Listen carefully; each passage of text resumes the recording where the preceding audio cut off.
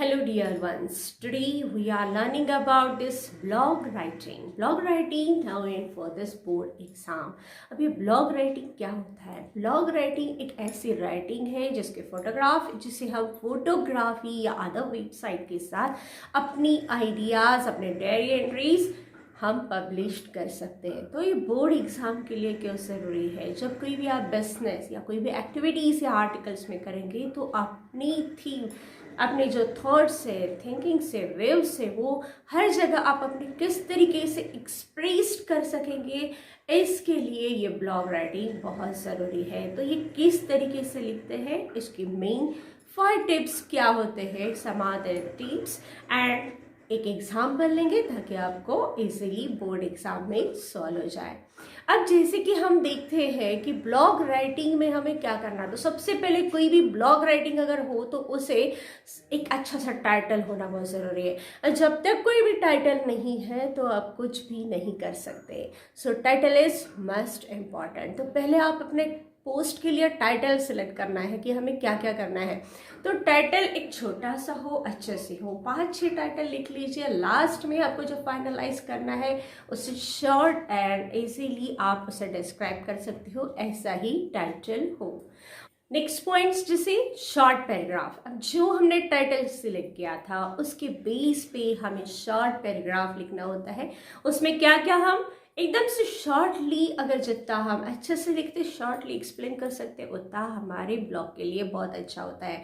तो blog writing में बहुत ज़्यादा लेंदी नहीं लिखते, short but use the various types of adjectives for the describing your the blog. तो ये बहुत ज़रूरी है शॉर्ट पैराग्राफ, क्योंकि जो रीडर्स होते हैं उन्हें शॉर्टली आपके व्यूज पता होने चाहिए। उनके पास इतना टाइम नहीं है कि वो आपको पूरा लेंदी पढ़ सके।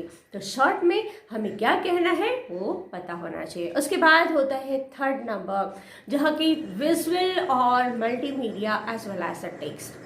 अब जो बातें हैं, हमें do you post include at least 1 visual, दिखाई भी देना चाहिए। हाई क्वालिटी की जो पोस्ट होती है वहाँ पे विजुअलाइजेशन होती है, मीन्स जो वो दिखाना चाहते हो, जो थॉट्स से या थिंकिंग से, वो व्यूज के हिसाब से विजुअलाइजेशन हो, इस तरीके से। ये हो गया 3rd पॉइंट। उसके बाद जैसे कि हम अगर एग्जाम में कर रहे हैं तो विजुअलाइजेशन क्या करेंगे, कोई पिक्चर्स निकालेंगे, हमारे थॉट्स क्या है, हम क्या कहना चाहते हैं, उसे शॉर्ट पिक्चर्स निकाल के भी हम अपने ब्लॉग को डिस्क्राइब कर सकते हैं। उसके बाद नेक्स्ट पॉइंट है, हम जो ब्लॉग राइटिंग कर रहे हैं वहाँ पे हम कुछ डिफरेंट कलर्स या फॉन्ट यूज़ कर सकते हैं। कोई स्पेसिफाइड वर्ड्स हो या जो बहुत ज़्यादा इंपॉर्टेंट वर्ड्स है आपके लिए लग रहा है वो आर्टिकल में, उसे रीडर्स का जल्दी ध्यान जाना चाहिए, तो या तो उसका फॉन्ट कुछ अलग टाइप से लिखे या फिर उसे कलरिंग करें। तो हाईलाइट अगर कर दिया तो उससे रीडर का इजीली उस चीज़ की तरफ ध्यान जाता है। तो ये बहुत ज़रूरी है। यहाँ ब्लॉगिंग करते हो तब तो इजीली वो जो पीपल्स रहते हैं वो इजीली आपके थॉट्स के ऊपर इजीली सर्चिंग करते हैं। उसके बाद का होता है नेक्स्ट क्वेश्चन, हमें अपने जो थॉट्स लिखे हैं, जो व्यूज लिखे हैं ब्लॉगिंग में, उसके लिए हमें क्वेश्चनिंग करना बहुत ज़रूरी है। जो रीडर्स ने पढ़ा है वो रीडर्स का इंटेंशन लेने के लिए, तो कमेंट्स यानी करने के लिए आपको वहाँ पे उसे क्वेश्चंस पूछना पड़ेगा। जब भी आप कोई ब्लॉगिंग करते हो तो रीडर के लिए एक क्वेश्चन छोड़ना बहुत ज़रूरी है। तो इससे इंटरैक्ट होता है, आपको भी पता चलता है रीडर्स को हमारे व्यूज थॉट्स के अच्छे तरीके से समझे हैं या नहीं। तो इस तरीके से कुछ ब्लॉगिंग हम करते हैं। अब ब्लॉग से क्या हो सकता है, ब्लॉग से ही हमारे फिल्टर्स होते हैं थॉट्स, हमारे थॉट्स को हम फिल्टर्स करते हैं। हमारा जो स्किल है एज अ राइटर ये बहुत ज़्यादा अच्छा एक्सप्रेस होता है ब्लॉगिंग राइटिंग, और इसलिए बोर्ड एग्जाम में ये पोर्शन रखा है ब्लॉगिंग राइटिंग, आप एक अच्छे राइटर हो सके इसलिए। And then the blog adds up your knowledge. तो आपको उस टॉपिक के ऊपर कितना नॉलेज है, आप उसे किस तरीके से एक्सप्रेस कर सकते हो ओन वे से। यहाँ कोई भी रट्टा मारने की जरूरत नहीं होती है।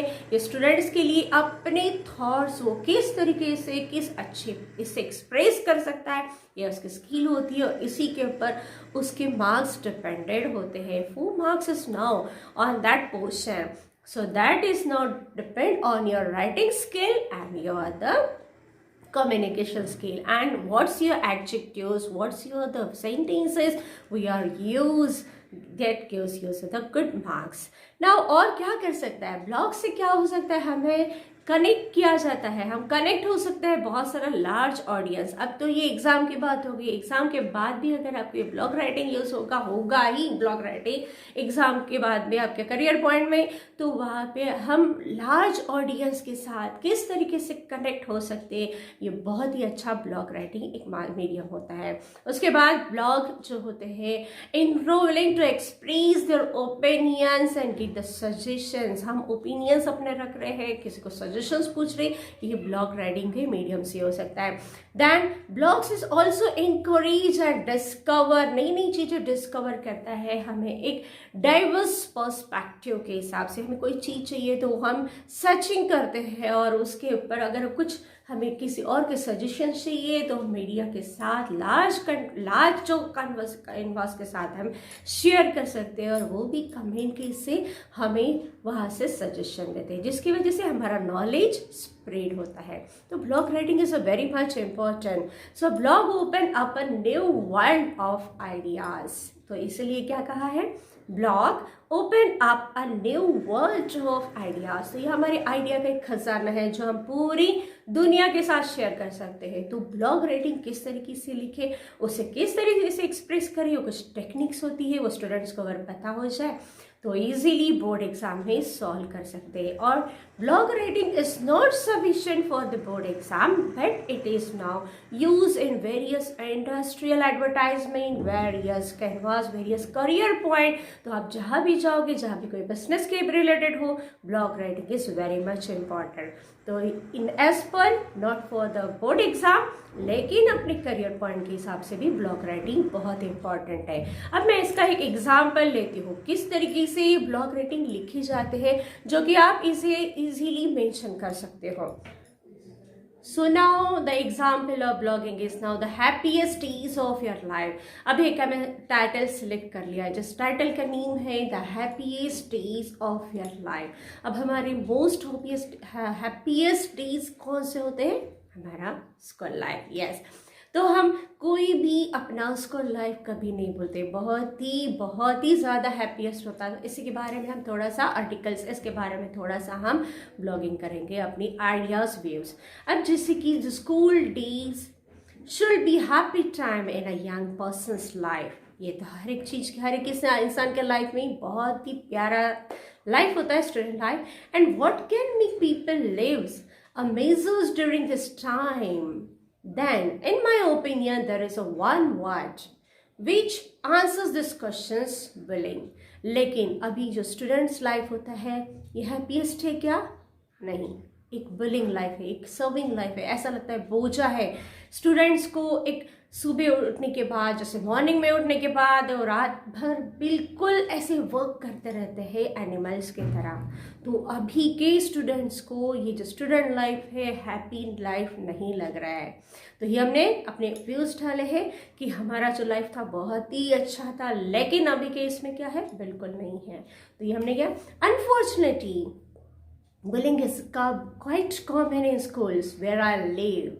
It can affect students on any age and both boys and girls, कोई भी हो, boys है girls हो, both इसमें सब में सेम इफेक्ट है। अ फ्रेंड ऑफ माइंड, अब हमें ये क्या करना है, इंटीमेशन क्या, हमने एक फ्रेंड की बात बता रहे हैं तो वहाँ पे क्या करेंगे, थोड़ा सा उस पर कलरिंग कर देंगे या कुछ हिंट लगा देंगे कि ये थोड़ा मेन है, क्योंकि हम अपने फ्रेंड की बात कर रहे हैं। So friend of mind had a very negative experience at school. अब मेरा लाइफ तो अच्छा था लेकिन मेरी फ्रेंड का लाइफ, स्टूडेंट लाइफ अच्छा नहीं था, तो that's why I mention that a friend of mind, that's the stroke. Now, I had a very negative experience at school last year as an older boy continually called him names and sometimes used to post nasty messages about him on Facebook.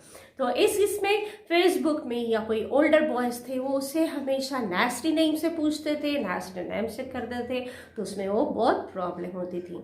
तो ये भी हमारे student life के लिए बहुत ही खतरनाक बात होती है कि हमारा लाइफ अच्छा हो और उसमें कोई ऐसे नेस्टी थिंग से हमें डिस्टर्ब करता है, तो ना हम पढ़ाई कर पाते हैं और ना ही उसे एंजॉय कर पाते हैं। Obviously my friend felt very upset about this and it affected his self confidence, और उसके वजह से उसका सेल्फ कॉन्फिडेंस क्या हो गया, लूज हो गया, जो किसी से बता भी नहीं सकता था कि क्या करो और क्या नहीं। तो ऐसे वक्त उसका सेल्फ कॉन्फिडेंस रेज करने के लिए फ्रेंड्स की बहुत ज़रूरी होती है। About this and it affected his self confidence, some days he didn't want to come to school at all, और इस वजह से वो स्कूल में भी प्रॉपरली नहीं आता था और आने के बाद भी वो डिस्टर्ब रहता था। तो स्टूडेंट लाइफ में ऐसी कुछ चीज़ अगर हो तो हमें अपने पेरेंट्स या टीचर्स के साथ शेयर करनी चाहिए। तो यही हमारे इस ब्लॉग का उद्देश्य है। अब ये हमारा फर्स्ट पैरा हो गया, ये हमने इंटीमेशन किया। उसके बाद हम सेकंड थोड़ा एक्सप्रेस करेंगे, what can people to do stop this problem. तो हमें क्या करना चाहिए प्रॉब्लम करने के लिए, हमने क्वेश्चन डाल दिया और उसे भी हाईलाइटेड कर देंगे। What can people do to stop this problems personally. अब हम कहेंगे, हम अपने बारे में कहेंगे personally, I think teachers need to be aware that bullying maybe happens in their classes and very strict when they have a case of bullying. Another thing teachers should do, prepare lessons to talk about the problem with the public. ये बहुत ही ज़रूरी है हमारे school and colleges में ऐसा कोई एक लेक्चर हो जहाँ पे अपने प्रॉब्लम शेयर करो। ये होता ही नहीं है। हमारे स्टूडेंट्स की क्या प्रॉब्लम्स है, हमारे टीचर्स की क्या प्रॉब्लम्स है, एक दूसरे के साथ कम्युनिकेट कर रहे या नहीं कर रहे। हर एक सब्जेक्ट का लेक्चर होता है, लेकिन स्टूडेंट्स की प्रॉब्लम्स का कोई लेक्चर नहीं होता है। तो अपने ये जो प्रॉब्लम्स है वो शेयर कर सकें, तो एक ऐसा लेक्चर होना बहुत ज़रूरी है।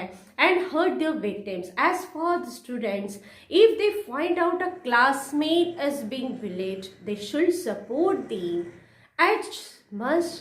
as much as possible and let a teacher know. तो अगर ऐसे कोई क्लास के स्टूडेंट्स हमें कोई चिढ़ा रहा है, कोई हमें तकलीफ दे रहा है, कोई हमें ब्लैकमेलिंग कर रहा है कोई थॉट्स के लिए, तो हम अपने टीचर्स को बता सके। तो so bullying can be a nightmare, but there are the things we can do to prevent it, and hopefully one day all students। तो ये जो बुलिंग होता है मीन्स ये गुंडगिरी जैसे कुछ स्टूडेंट्स होते हैं अपने कॉलेज में, अपने स्कूल में, कुछ बच्चों को आगे जाने ही नहीं देते और उन्हें लगता है हम ही आके डॉन है। तो ये हमारे स्टूडेंट लाइफ को पूरा करप्ट करते हैं। तो hopefully one day all students will be able to go to school without fear of being bullied.